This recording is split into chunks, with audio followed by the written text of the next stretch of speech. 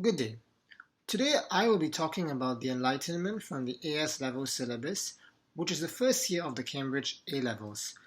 Now, the first chapter of the AS Level in history is the French Revolution.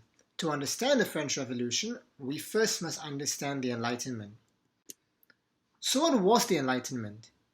The Enlightenment was essentially a European intellectual and philosophical movement that lasted through the 18th century that was centered around France. This movement was catalyzed by men who challenged existing ideas, institutions, and social structures, which at the time were absolute monarchy and feudalism, to name a few examples.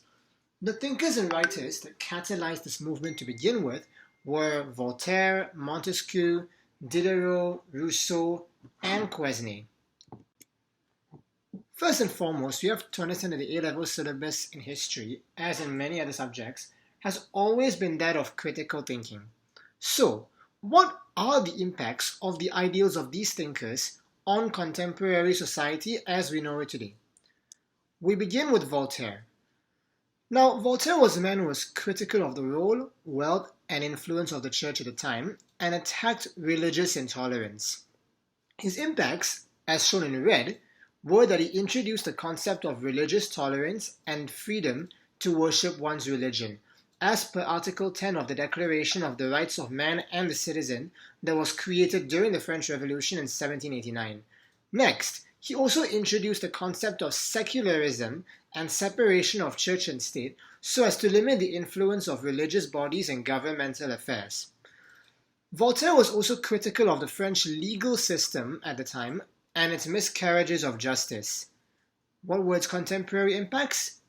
It allowed for the creation of a more streamlined legal system worldwide which prioritized equality before the law and ensured that judges were chosen based on merit and ability rather than social standing.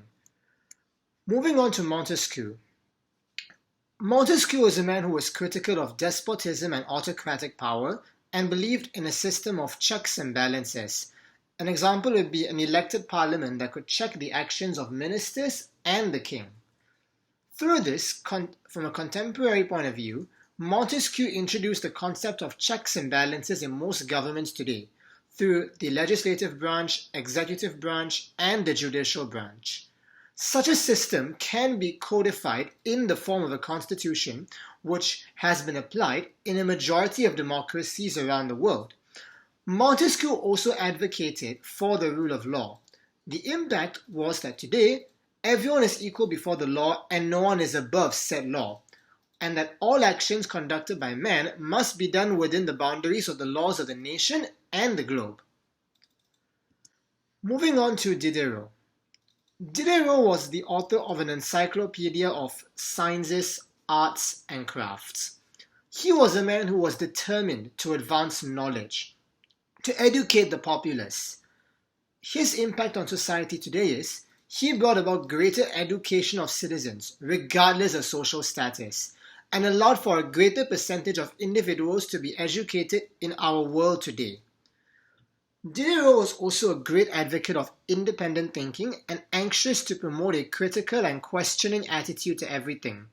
The impact was that the idea of critical thinking was introduced, thus allowing humans to be able to think for themselves and analyze things from a more critical, holistic point of view, which ultimately created human beings that were more intelligent and well educated as a result to face the challenges of contemporary society today. Moving on to Rousseau. Rousseau was a man who argued for more education. The impact was today, in the United Nations Universal Declaration of Human Rights, Article 26, education is declared as a human right. Rousseau was also a great thinker who wrote about power and freedom and proposed ideas on how authority and freedom could coexist in the same society. This concept was synthesized through his book, The Social Contract. Through this book, he emphasized that the strength of a nation and its government lies in its people, its citizens, not from some other body. And finally, François Quesnay.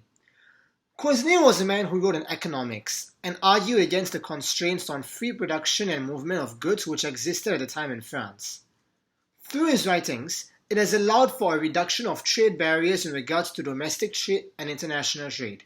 Think the World Trade Organization. His ideas have also allowed for smoother trade worldwide, and more trade has led to a greater generation of wealth.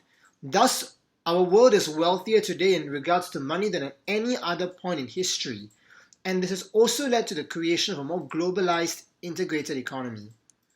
And all these ideas ultimately led to the French Revolution.